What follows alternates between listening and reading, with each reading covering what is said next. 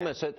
And joining us now, though, in the meantime, with reaction, former 2016 Republican presidential candidate, former Governor Mike Huckabee. Governor, you have been gracious. You have said the party ought to unite. You see and hear from people like Paul Ryan and the Bushes and Mitt Romney.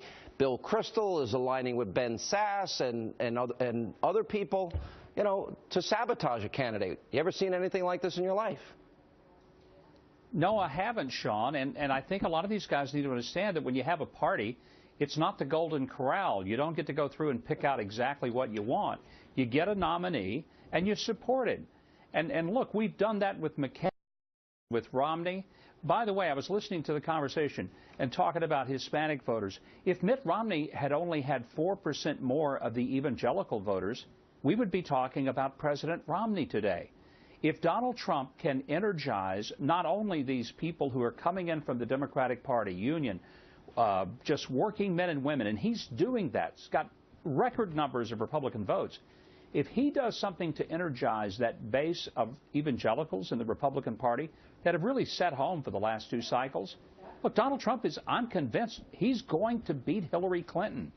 Mark my words, he's on a track to beat her. And all these guys who are telling him what he ought to do, think about who they are. They're the people who have missed it and been wrong on every single thing in this election. What do you then tell?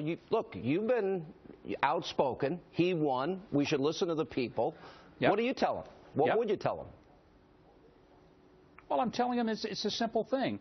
For example, Paul Ryan, who I respect and I like, he's a good guy, but he needs to understand he is only the Speaker of the House because his peers in the House elected him. The country didn't.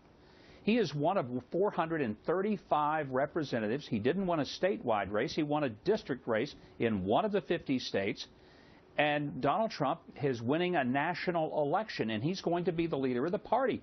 People don't have to like it, but they have to accept that the voters have spoken. If we get to the place where we think that the voters are the stupid ones and we're the smart ones, we need to throw all those people out, every last one of them. Yeah, you know, it's interesting. I would argue that the very people that are now hedging and say, oh, I'm not so sure, the very people that created the insurgency to begin with, and they're not getting the message, and they seem to be doubling down on stupid in a lot of ways. So we'll watch closely.